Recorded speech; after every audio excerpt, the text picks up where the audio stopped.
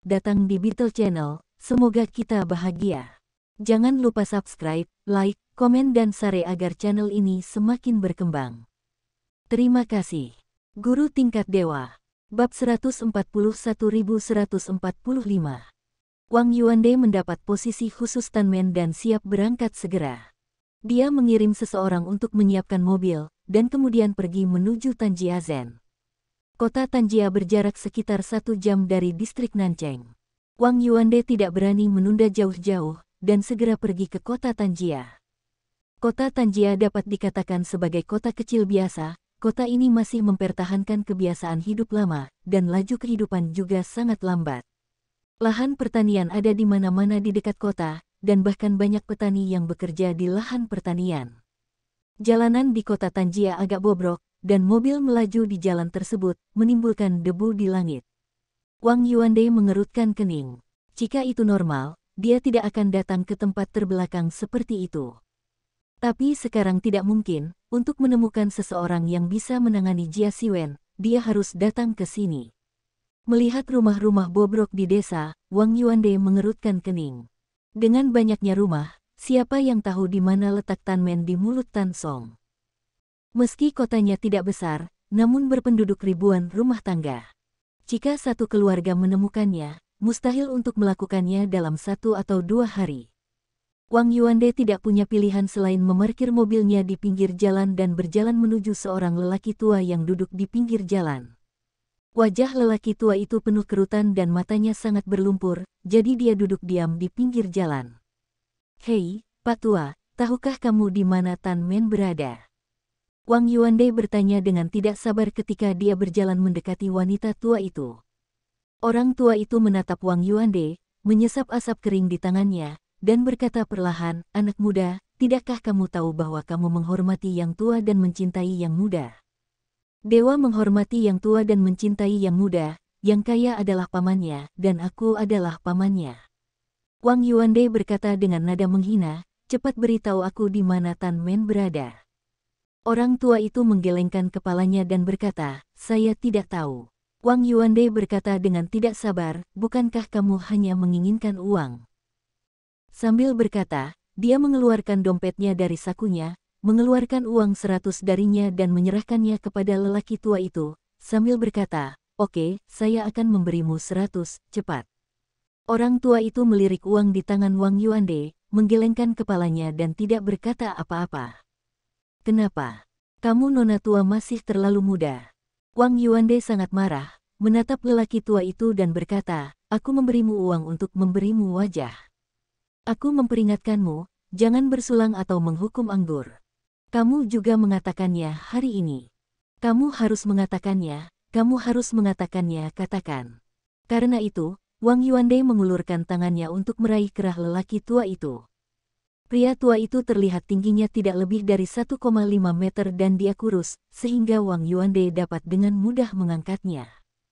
Namun, saat tangan Wang Yuande hendak meraih kerah pria tua itu, mata keruh wanita tua itu bersinar dengan kilatan cahaya. Detik berikutnya, telapak tangannya yang kering keluar dan meraih kerah Wang Yuande.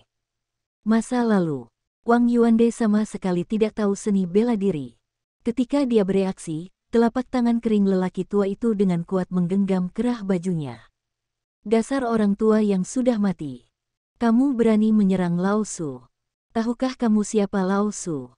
Wang Yuande menatap lelaki tua itu dan berkata, Tidak peduli siapa kamu, orang luar datang mengunjungi Tan Men dan mati." Mata keruh lelaki tua itu dipenuhi cahaya dingin saat ini, seolah menusuk Wang Yuande seperti pisau tajam. Wang Yuande tercengang. Dia memutar tubuhnya kuat-kuat untuk melepaskan diri dari telapak tangan lelaki tua itu, tetapi sekeras apapun dia berjuang, tangan lelaki tua itu seperti penjepit besi, dan dia tidak bisa melepaskan diri. "Katakan, siapa yang mengirimmu?" Orang tua itu berkata dengan dingin, "Jika kamu memberitahuku, aku bisa membuatmu mati lebih cepat." Meskipun Wang Yuande tampak seperti 5 besar dan 3 kasar, tetapi ketika dia benar-benar terancam oleh nyawanya, dia tiba-tiba gemetar dan berkata, "Tidak, tidak. Tan Song memintaku untuk datang." Lagu Tan. Mendengar nama yang familiar itu, lelaki tua itu berkata dengan bingung, "Bukankah Tan Song pergi berlatih?" Siapa kamu? Kenapa kamu mengenalnya? Wang Yuande buru-buru menceritakan proses mengenal Tan Song, dan menggambarkan penampakan Tan Song yang disingkirkan oleh Jia Siwen dengan cara yang sangat menyedihkan. Mereka yang mendengarnya sedih, dan mereka yang mendengarkannya menangis. Setelah mendengarkan narasi Wang Yuande, lelaki tua itu mengerutkan kening, matanya terbakar amarah dan berkata, "Sial. Orang ini berani melakukan sesuatu pada Tanmen kita. Dia pasti tidak ingin hidup.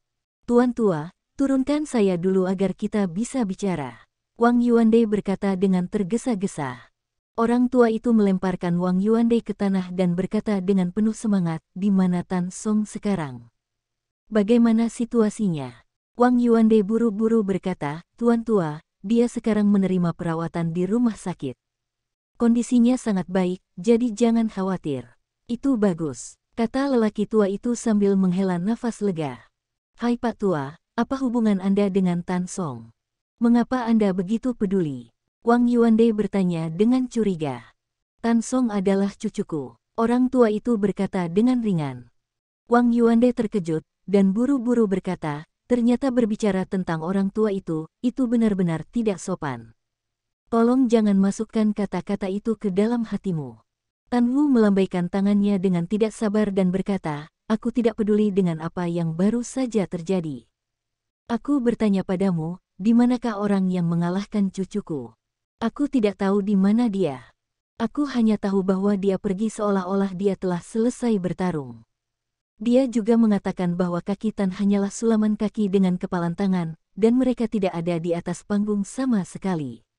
Wang Yuande terus berbicara tentang kaki Tan. Ia ingin membangkitkan rasa penasaran dan amarah lelaki tua di hadapannya. "Brengsek. Saat aku menemukannya, aku harus memberitahu dia betapa kuatnya kaki Tan yang asli." Tan Wu mengertakkan gigi dan berkata, "Dia berani memindahkan cucuku, dan aku harus membuatnya membayar." Wang Yuande sangat gembira dan buru-buru berkata, "Tuan tua, Anda bisa pergi ke Nancheng bersama saya. Masih ada beberapa orang di bawah staf saya. Saya pasti dapat membantu Anda menemukan jejak anak itu. Dia pasti lebih baik daripada mati pada saat itu. Lupakan saja, aku tidak bisa pergi. Begitu aku meninggalkan kota Tanjia, mereka pasti akan datang." Tan Wu menggelengkan kepalanya dan berkata. Wang Yuande, yang penuh harapan, tiba-tiba layu seperti terong yang terkena embun beku. Jika lelaki tua di depannya bersatu, dia yakin dia bisa mengalahkan Jia Siwen. Namun Tan Wu tidak bisa ikut bersamanya, sehingga tujuannya tidak tercapai. Saat itu, apalagi berurusan dengan Jia Siwen, alangkah baiknya jika tidak dipermalukan oleh Jia Siwen. Lalu apa yang harus dilakukan? Wang Yuande berkata dengan wajah penuh, "Dengan cara ini, cucumu terluka sia-sia." Tan Wu berkata dengan acuh tak acuh, "Jangan khawatir, saya akan mengirim murid kedua saya ke sana. Meskipun kekuatannya sedikit lebih lemah, dia masih jauh lebih baik daripada cucu saya yang tidak efektif." Mendengar kata-kata Tan Wu, Wang Yuande diam-diam tercengang. Tuan yang kuat seperti itu sebenarnya seperti ayam yang lemah di depan Tan Wu. Jelas sekali, kekuatan Tan Wu jauh lebih kuat dari yang dia kira. "Kalau begitu terima kasih, Pak Tua," Wang Yuande berkata dengan tergesa-gesa. "Ikutlah denganku, mereka semua sedang berlatih sekarang." Tan Wu perlahan bangkit, berjongkok, seperti orang tua yang merosot, sama sekali tidak berhubungan dengan keadaannya sekarang. Wang Yuande mengikutinya dari dekat, dan tak lama kemudian keduanya sampai di pintu halaman yang agak tua. Pintu terbuka, dan beberapa anak muda mengepalkan tangan mereka ke Tan Wu dan berkata, "Dor, kamu kembali." Lalu mereka mengalihkan pandangan mereka ke Wang Yuande di belakang. Mereka tahu bahwa mereka yang bisa kembali dengan Master Sekte pasti bukanlah musuh, jadi tidak ada permusuhan di mata mereka, hanya keraguan. Tan Wu mengangguk sedikit dan berkata, "Di mana saudara kedua?" "Kakak kedua masih berlatih dengan beban di dalam," salah satu murid berkata dengan hormat. "Ayo pergi dan lihat," Tan Wu berkata dengan ringan. Dengan itu, Tan Wu langsung masuk ke dalam, dan Wang Yuande mengikutinya. Setelah memasuki halaman, mereka sampai pada sebuah ruang terbuka yang luas, dan ruang terbuka tersebut dipenuhi dengan segala macam peralatan yang mereka gunakan untuk latihan. Selusin anak muda sedang berlatih dengan peralatan tersebut. Ketika mereka melihat Tan Wu masuk, mereka berhenti berlatih dan menyapa Tan Wu. Tan Wu mengangguk sebagai jawaban dan berjalan menuju halaman. Ada juga gerbang kecil di halaman. Tan Wu berkata dengan ringan, ini adalah gerbang dalam dari sekte Tan kita. Hanya murid inti yang dapat memasuki gerbang dalam dan menerima bimbingan pribadi saya. Wang Yuande mengangguk. Dia juga penasaran dengan sekte dalam ini. Meskipun murid-murid yang dia temui barusan tidak terlalu kuat, setidaknya mereka bisa memiliki lebih dari selusin jika mereka mengeluarkan satu. Tan Wu mendorong pintu bagian dalam. Pintu bagian dalam jauh lebih kecil. Hanya 4 atau 5 orang yang berlatih di dalam, dan perlengkapan latihan mereka berbeda dengan figur kayu di luar. Boneka-boneka di dalam pintu bagian dalam semuanya terbuat dari baja, dan yang membuat Wang Yuande semakin menakutkan adalah boneka-boneka ini penuh dengan penyok. Penyok ini berbentuk kepalan tangan atau jejak kaki. Semua penyok ini sebenarnya disebabkan oleh tinju. Wang Yuande tidak bisa menahan nafas. Apa kekuatan mengerikan yang bisa meninggalkan bekas pada baja dengan tubuhnya? Dan tulangnya mungkin juga sangat keras, jika tidak maka akan patah saat terbentur baja. Menguasai. Melihat Tan Wu, semua orang berhenti berlatih dan berkata pada Tan Wu dengan tinju. Tan Wu mengangguk sedikit dan berkata, kamu terus berlatih, Guan Yan, kamu keluar. Seorang murid dengan papan inci mengangguk dan berjalan ke arah Tan Wu selangkah demi selangkah. Segera, dia berjalan di depan Tan Wu, membungkuk kepada Tan Wu dan berkata, Tuan, apa pesanan Anda? Komatsu dipukuli dan dilumpuhkan. Tan Wu berkata dengan ringan. Apa? Ekspresi Guan Yan berubah, dan permusuhan yang mengerikan terpancar darinya. Siapa yang melakukannya? Biarkan dia memberitahumu. Tan Wu menyingkir, menunjuk Wang Yuande dan berkata. Guan Yan menatap Wang Yuande dengan matanya yang mengerikan seperti binatang buas. Wang Yuande tiba-tiba merasa gugup, karena takut Guan Yan akan marah karena mengatakan hal yang salah. Ini seperti ini. Wang Yuande sekali lagi memberitahu Guan Yan apa yang telah terjadi, tetapi masih melalui proses dan menjadi dia secara tidak sengaja memprovokasi Jia Siwen, dan Jia Siwen tidak menyerah. Tan Song dihapuskan. Brengsek. Guan Yan berkata sambil mengertakkan gigi, Tuan, saya akan membalaskan dendam Komatsu. Ya, bawa dia kembali. Dengan kekuatannya, dia harus berlatih beberapa tahun lagi sebelum dia bisa keluar dari gunung. Tan Wu berkata dengan ringan. Meskipun nada suara Tan Wu datar, Guan Yan tidak berani untuk tidak patuh, dan segera mengangguk dan berkata, ya, Tuan. Wang Yuande sangat gembira, dia dapat dengan jelas merasakan bahwa kekuatan Guan Yan jauh di atas Tan Song, dan dia belum pernah merasakan aura pembunuh yang begitu berat di Tan Song. Seharusnya tidak terlambat, kamu berangkat lebih awal, dan kembali lebih awal setelah selesai, jangan menunda terlalu lama. Tan Wu berkata dengan ringan. Ya Tuan. Guan Yan berkata dengan hormat. Wang Yuande dan Guan Yan meninggalkan Tan Men bersama-sama dan langsung menuju ke Nancheng. Di mana orang itu? Guan Yan bertanya dengan dingin. Jangan khawatir, identitas anak itu agak istimewa, dan kita tidak bisa menghadapinya secara langsung. Wang Yuande berkata tanpa daya, jadi kita harus mengeluarkan seekor ular dari lubang untuk membawanya keluar. Bagaimanapun, Jia Siwen adalah seorang guru, mereka tidak bisa terburu-buru masuk sekolah untuk melawan Jia Siwen, bukan? Kamu ingin membuat rencana sendiri, dan aku akan mengambil tindakan saat aku menghadapinya. Guan Yan berkata dengan ringan. Tidak masalah. Wang Yuande berkata sambil menepuk dadanya, hingga 3 hari, aku berjanji akan membuat anak itu ketagihan. Saat ini, Jia Siwen bersin, dia tidak tahu bahwa Wang Yuande telah mengerahkan orang untuk datang menanganinya. Dia duduk di kantor dengan bosan, dan pada saat itu, telepon tiba-tiba berdering. Halo, siapa? Jia Siwen mengangkat telepon dan bertanya. Siwen, apakah kamu ada waktu luang malam ini? Suara Yeshiro datang dari telepon. Iya, kenapa? Kamu mau mengajakku makan malam lagi? Goda Jia Siwen. Tentu saja tidak, kakekku yang ingin bertemu denganmu. Yeshiro berkata dengan malu. Apakah kakekmu sudah bangun? Jia Siwen bertanya dengan tergesa-gesa. Ya, Aku memberitahunya tentangmu. Dia sangat ingin tahu tentangmu dan ingin bertemu denganmu. Yeshiro berkata tanpa daya, kakekku sangat tertarik dengan semua jenis pengobatan Tiongkok. Mengetahui bahwa kamu tahu cara membuat jarum, jadi kupikir. Aku tahu, kalau begitu aku akan bergegas setelah pulang kerja. Jia Siwen berkata tanpa ragu-ragu. Terima kasih kalau begitu. Yeshiro berkata dengan penuh rasa terima kasih, aku akan menunggumu di rumah sakit ketika aku tiba. Tidak, terima kasih, undang saja aku makan besar di malam hari. Jia Siwen bercanda sambil tersenyum. Tidak apa-apa, tapi bukankah baik membiarkan wanita cantik menjamu tamu untuk makan malam? Jadi malam ini aku memberimu kesempatan untuk mengundangku makan malam. Bagaimana? Semua orang yang ingin mengundangku makan malam sedang mengantri keluar dari rumah sakit. Yeshiro Jiao berkata sambil tersenyum. Hehe, tentu saja tidak ada masalah. Merupakan kehormatan bagi saya untuk mengundang Ye Mei Mei makan malam. Jia Siwen berkata sambil tersenyum. Setelah pulang kerja, Jia Siwen pergi membeli sekeranjang buah di depan rumah sakit, lalu berjalan menuju rumah sakit.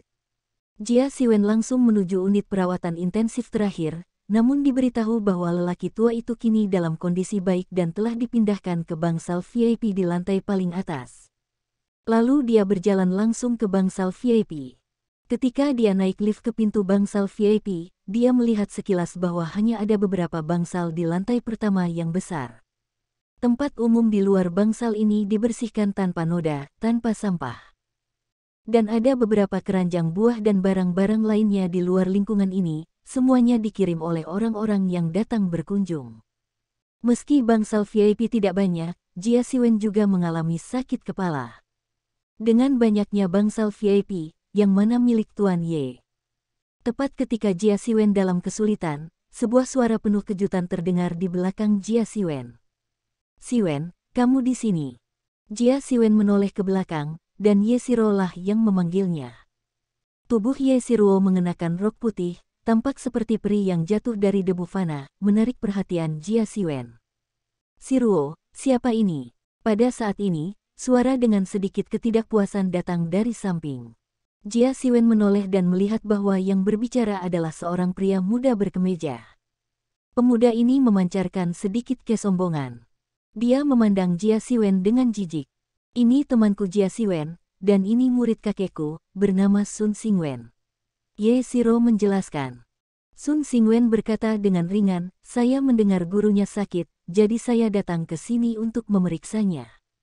Selain itu, saya ingin memberitahu guru hal yang sangat penting.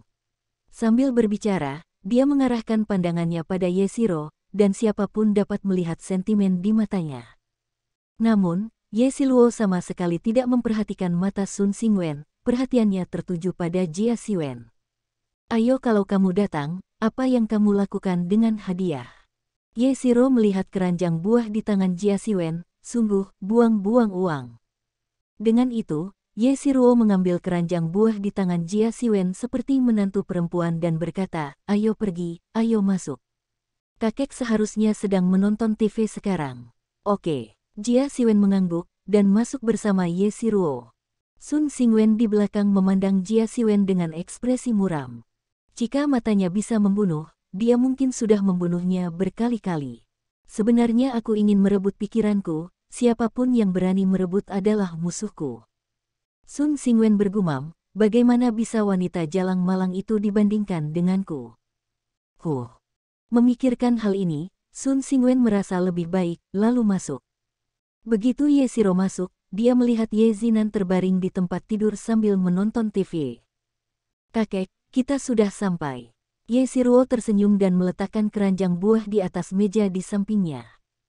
Kakek, ini temanku Jia Siwen, yang aku sebutkan padamu.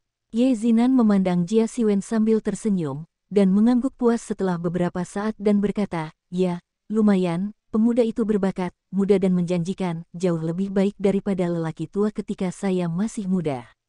Jia Siwen buru-buru berkata, tidak, anak itu hanya beruntung. Hehe, duduklah Pak Tua, aku tidak punya apa-apa untuk menghiburmu di sini, jangan kaget. Ye Zinan berkata sambil tersenyum. Sun Xingwen dari belakang melangkah maju dan berkata sambil tersenyum, guru, saya datang menemui Anda. Oh, ternyata itu Xingwen. Sudah lama sekali aku tidak melihatnya. Ye Zinan melihat Sun Xingwen, dan senyuman di wajahnya menjadi lebih tebal. Sun Xingwen adalah murid paling bangga yang pernah dimilikinya. Teknik akupuntur dan moksibusi hampir menghilangkan keahlian uniknya. Setelah belajar, saya dianggap sebagai praktisi pengobatan Tiongkok terkenal di Jiacheng. Mengapa kalian orang-orang sibuk datang menemui saya? Ye Zinan berkata sambil tersenyum. Mendengar kabar gurunya sakit, para siswa mau tidak mau merasakan kekhawatirannya, sehingga mereka mengesampingkan barang-barang yang ada dan segera bergegas. Sun Xingwen berkata dengan hormat, "Aku benar-benar mengkhawatirkan semuanya." Ye Zinan menggelengkan kepalanya tanpa daya dan berkata, "Orang tua, saya semakin tua, dan saya benar-benar tidak dapat menahannya selama beberapa tahun." "Kakek, omong kosong apa yang kamu bicarakan? Kebugaran fisikmu sangat bagus sehingga kebanyakan orang tidak bisa menandingimu," kata Ye Shiro buru-buru. "Guru, tubuhmu kuat, aku berjanji kamu tidak akan sakit lain kali," kata Sun Xingwen. "Kalau begitu pinjam kata-kata baikmu," Ye Zinan berkata sambil tersenyum. "Shiruo, bawa Xingwen keluar dulu. Ada beberapa kata lagi yang ingin kukatakan dengan Jia Siwen," kata Ye Zinan. "Oke, kakek." Ye Shiruo mengangguk dan mengeluarkan Sun Xingwen.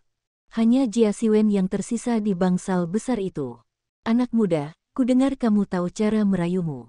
Ye Zinan bertanya, tidak mampu menahan rasa penasarannya. Jia Siwen mengangguk dan berkata, "Ya, saya telah belajar dengan master selama beberapa tahun, dan sekarang saya telah mempelajari beberapa bulu, tetapi tidak ada masalah dalam mengobati penyakit dan menyelamatkan orang." "Baiklah, baiklah." Ye Zinan mengangguk dan menghela nafas. "Awalnya aku mengira dewa dan hantu seperti 8 jarum sudah lama menghilang di dunia dan hilang, tapi sekarang mereka tidak hilang, aku yakin." "Naik, Lao Ye, apakah hanya ada sedikit orang di pertemuan 8 jarum?" Jia Siwen bertanya, pura-pura penasaran. "Panggil aku kakek Ye, aku tidak memanfaatkanmu, kan?" Ye Zinan berkata sambil tersenyum. "Tentu saja tidak, kakek Ye." Jia Siwen berkata dengan tergesa-gesa.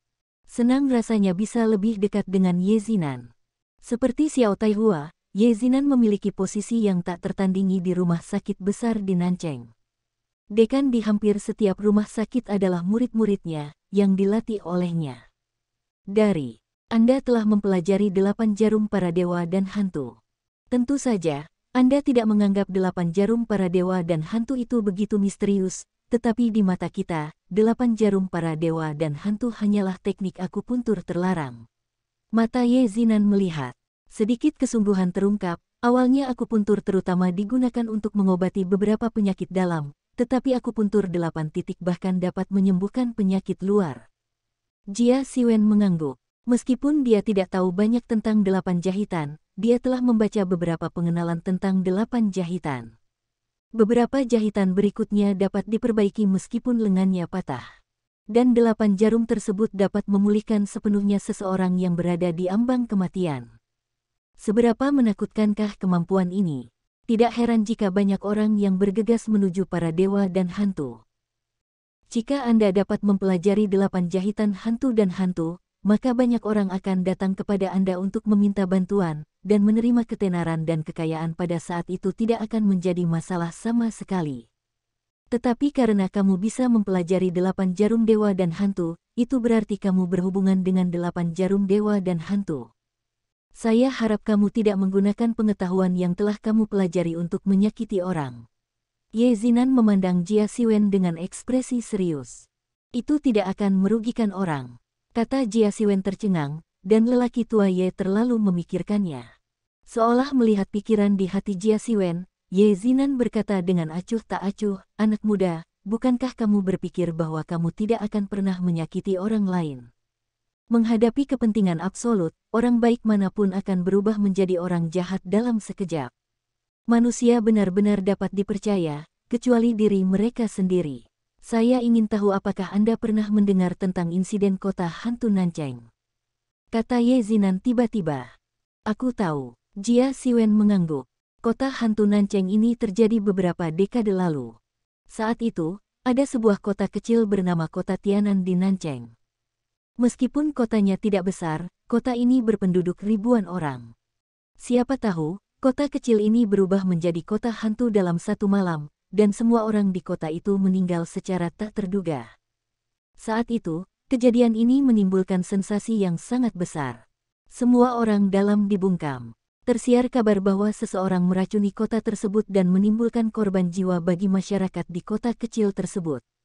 Namun, karena internet masih terbelakang pada saat itu, kebanyakan orang hanya mengetahui berita ini. Baru setelah itu, kota Tianan sepenuhnya berubah menjadi kota hantu, dan tidak ada yang berani mendekatinya sama sekali. Bahkan di siang hari bolong, seluruh kota Tianan suram. Apakah kejadian kota hantu ini disebabkan oleh dokter tertentu? Jia Siwen tiba-tiba memikirkan kemungkinan ini. Ya, menurut penyelidikan Departemen Investigasi Khusus, seorang dokter di kota kecil lah yang memiliki beberapa keluhan, jadi satu-satunya air minum di kota kecil itu diracuni. Siapapun yang meminum air itu akan meminumnya dalam beberapa jam. Tidak ada yang bisa menjelaskan kematian. Ye Zinan menghela nafas. Mendesis. Jia Siwen menarik napas dalam-dalam.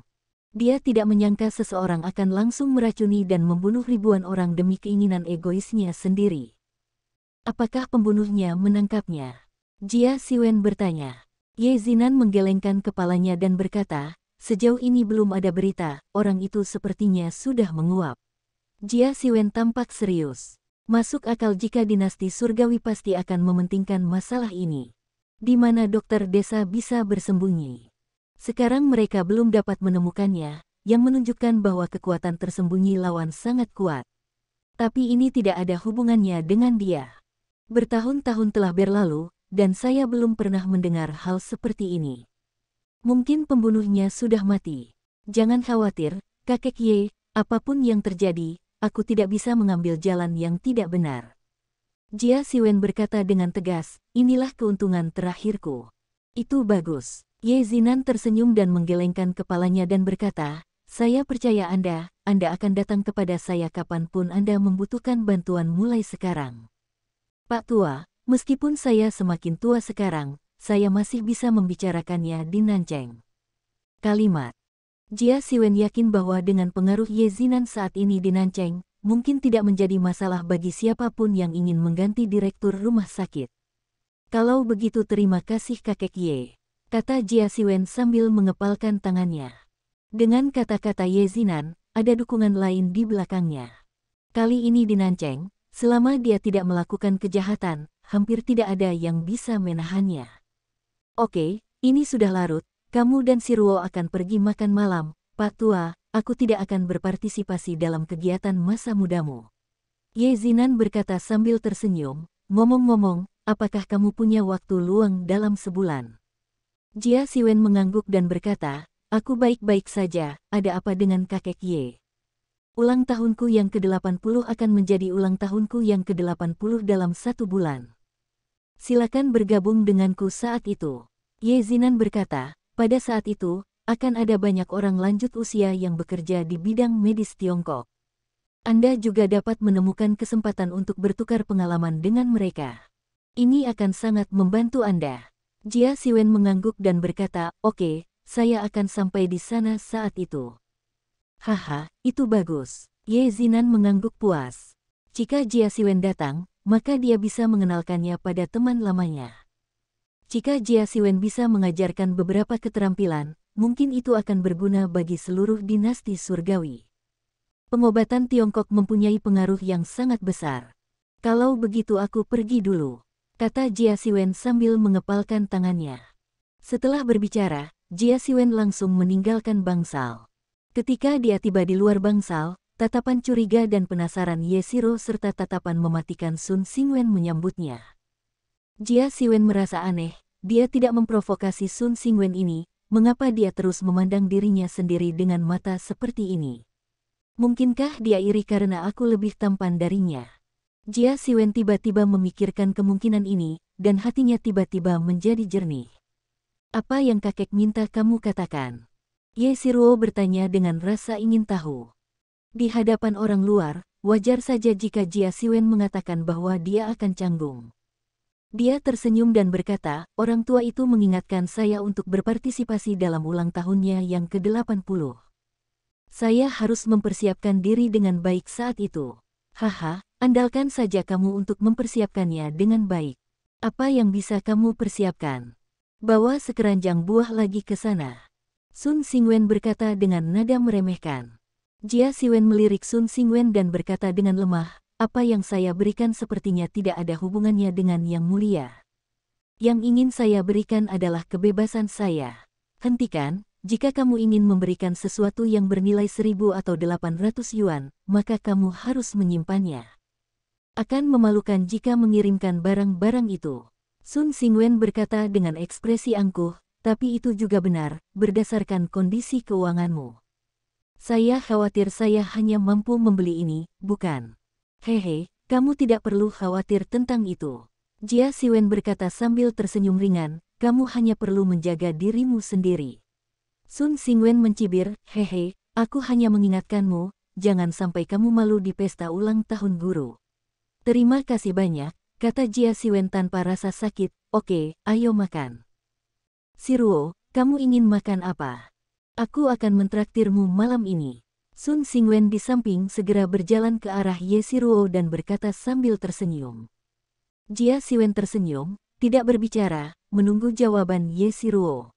Entahlah, tapi aku ingin makan seafood. Ye Siruo berpikir sejenak dan berkata, saya sudah lama tidak makan makanan laut. Gampang saja, aku ingat kamu punya Oriental Seafood City di sini. Sun Xingwen buru-buru berkata, ayo pergi ke restoran ini. Makanan laut di sana lebih segar dan rasanya enak. Dulu aku kuliah di Nancheng. Aku sering pergi ke sana untuk makan. Oke, Ye Siruo mengangguk. Nama Oriental Seafood City masih sangat terkenal di Nancheng. Secara umum, jika Nancheng ingin menyantap makanan laut, ia hanya akan memilih Oriental Seafood City jika perekonomian memungkinkan. Kalau begitu, ayo pergi ke Oriental Seafood City. Ye Siro langsung berkata, hehe, tentu tidak ada masalah, ayo pergi, aku menyetir, ambil mobilku dan pergi. Sun Xingwen berkata sambil tersenyum. Sambil berbicara, dia melirik ke arah Jia Siwen, matanya penuh rasa puas diri dan sarkasme, seolah bertanya, di mana mobilmu? Setelah berbicara, tanpa menunggu jawaban Ye Siruo, Sun Xingwen bergegas ke tempat parkir rumah sakit, siap untuk mengemudi. Melihat Sun Xingwen pergi, Ye Siruo memandang Jia Siwen dengan nada meminta maaf dan berkata, maaf, Siwen, Sun Xingwen adalah orang seperti itu, tidak masalah. Jia Siwen tersenyum dan menggelengkan kepalanya dan berkata, hehe, tidak apa-apa, tapi sepertinya aku perlu membeli mobil sendiri, kalau tidak aku tidak bisa selalu membawa mobil orang lain saat keluar. Kalau begitu kalau kamu ada waktu luang, aku akan menemanimu melihat mobilnya. Kata Ye Siro sambil tersenyum. Tentu saja tidak apa-apa. Denganmu, wanita cantik, aku tidak bisa memintanya. Jia Siwen berkata sambil tersenyum. Aku tidak akan pergi bekerja besok untuk berlibur, apakah kamu akan bebas besok? Ye Siruo bertanya. Jia Siwen berpikir sejenak, mengangguk dan berkata, kebetulan saya tidak akan mengikuti kelas pendidikan jasmani besok, dan saya tidak akan melakukan apapun sepanjang hari. Ayo pergi ke toko 4S dan melihat-lihat mobil besok. Saat mereka berdua sedang mengobrol, Big Ben hitam perlahan berhenti di depan mereka. Logo Mercedes-Benz di depan Big Ben hitam ini berukuran sangat besar, dan seluruh bodinya penuh gaya sporty, agak mirip dengan tampilan mobil balap. Jia Siwen mengangguk sedikit, mobilnya terlihat bagus. Saat jendela diturunkan, Sun Xingwen melambai kepada Ye Siro dari kursi pengemudi dan berkata, Siruo, segera datang. Ye Siruo mengangguk sedikit, dan hendak membuka pintu kursi belakang. Begitu dia melihatnya, Sun Xingwen menunjuk ke kopilot dengan cemas dan berkata, Siruo, lewat sini. Lewat sini. Ini adalah posisi eksklusifmu, tidak ada orang lain yang bisa duduk. Awalnya, Sun Xingwen mengira Ye Siro meneteskan air mata, dan langsung duduk di kursi penumpang. Siapa sangka Ye Siro sama sekali mengabaikan Sun Xingwen, dan duduk di posisi belakang bersama Jia Siwen. Maaf, saya tidak terbiasa duduk di kopilot. Duduk di belakang akan terasa lebih aman. kata Yeshiro sambil tersenyum. Jawaban Yeshiro membuat Sun Xingwen tidak bisa membantahnya, jadi dia mengangguk setuju.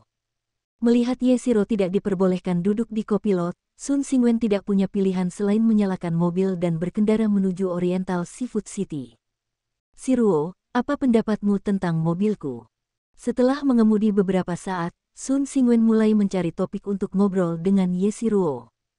Yeshiro berkata dengan ringan, tidak apa-apa, kelihatannya cukup bagus. Pujian Yeshiro membuat Sun Xingwen semakin bangga. Haha, tentu saja penglihatanku tidak dibayangi. Biar ku beritahu, ini adalah gaya sport big band paling populer saat ini. Harga sebuah mobil lebih dari 300.000 yuan. Tidak mungkin orang awam bisa melakukannya, membelinya. Terjangkau. Sun Xingwen melirik Jia Xiwen sambil berkata, artinya sudah sangat jelas. Jia Xiwen menggelengkan kepalanya tak berdaya, lebih dari 300.000 yuan tidak berarti apa-apa baginya. 2 hari lalu, karena tidak ada yang perlu ditebus, dia terus menebus 5 juta di sistem mall. Saat ini, ia memiliki kekayaan bersih lebih dari 8 juta. Sangat mudah untuk membeli mobil seharga ratusan ribu. Namun, setelah Jia Xiwen menukarnya 2 kali, sistem mengingatkannya bahwa dia tidak lagi memiliki kesempatan untuk menukar uang, jadi jika dia ingin uang ini terus menghasilkan uang, dia harus mengandalkan kemampuan bisnis penghasilannya sendiri. Oke, ayo berangkat. Sun Xingwen berhasil mundur 10% di depan Jia Xiwen. Saking bangganya, ia langsung menginjak pedal gas, mobilnya melaju keluar, dan meninggalkan rumah sakit. Mobil melaju kencang, dan tidak butuh waktu lama untuk sampai di gerbang Oriental Seafood City. Sun Xingwen memarkir mobilnya, lalu keluar dari mobil. Melihat kota makanan laut Oriental yang megah di depannya, jejak rasa jijik muncul di mata Sun Xingwen. Dia ingin menebus posisinya di hati Yeshiro. Dia percaya bahwa selama dia menunjukkan sumber keuangan yang cukup, menebus Yeshiro akan menjadi hal yang sangat sederhana. Mereka bertiga berjalan bersama ke Oriental Seafood City, dan pelayan dengan hormat bertanya, apakah ketiganya punya janji. Sun Xingwen menggelengkan kepalanya, dengan heran menganggap dirinya sebagai tuannya hari ini. Jia Xiwen tidak mau repot-repot bertarung dengannya, jadi dia berdiri di samping Yeshiro dan melepaskannya. Tolong, ada 3 di sini.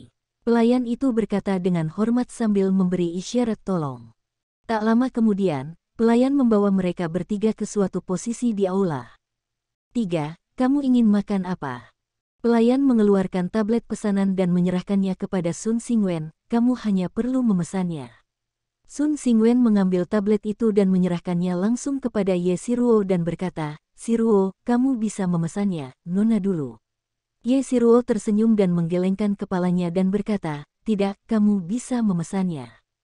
Pesan saja kepiting dan udang. Itu terlalu sedikit, kan? Sun Xingwen berkata, saya memesan kepiting kelapa. Kepiting kelapa cukup besar untuk Anda makan. Ada juga beberapa udang Arktik. Udang ini telah hidup di air dingin, dan dagingnya akan lebih kencang. Faktanya, rasanya sangat enak bagus. Yeshiro mengangguk sedikit, dan tidak mengatakan apapun. Saya juga memesan beberapa filet salmon. Ini semua salmon kualitas terbaik yang diimpor dari luar negeri. Satu potong harganya lebih dari 2.000. Barang semacam ini tidak terjangkau oleh orang awam. Sun Xingwen memamerkannya. Ada yang lain. Jia Xiwen di samping tiba-tiba bertanya. Kenapa? Ini tidak cukup. Sun Xingwen memandang Jia Xiwen dengan sedikit ketidakpuasan dan berkata, makanan laut yang saya pesan semuanya adalah makanan laut kelas atas, dan harga gabungannya setidaknya lebih dari 5.000 yuan. Gaji bulanannya hanya lebih dari 20.000 yuan. Sepertinya sedikit. Berikan aku tabletnya dan aku akan menambahkan beberapa hidangan lagi. Jia Xiwen mengulurkan tangannya dan berkata. Sun Xingwen menyerahkan tablet itu kepada Jia Xiwen. Meski dia tidak ingin Jia Xiwen memberi perintah, bagaimanapun juga, dia tetap harus menjaga sikapnya di depan Yeshiro. Dia berpikir, Jia Xiwen pasti tidak akan berani memesan sesuatu yang terlalu mahal, jadi biarkan dia memesannya. Setelah mengoperasikan tablet beberapa saat, Jia Xiwen berkata, oke, pesanan sudah dilakukan. Apa yang kamu perintahkan agar aku lihat? Kata Sun Xingwen. Jia Siwen pun menyerahkan tablet tersebut langsung kepada Sun Xingwen. Ketika Sun Xingwen melihat makanan laut terbaik seperti aolong, Blue Dragon, dan abalon di tablet, matanya menjadi hitam dan dia hampir pingsan. Masing-masing makanan laut berkualitas tinggi ini harganya lebih dari 10.000 yuan, dan satu hidangan telah melampaui jumlah semua harga semua hidangan yang saya makan sekarang. Bersambung, terima kasih telah menyaksikan dan mendukung channel ini.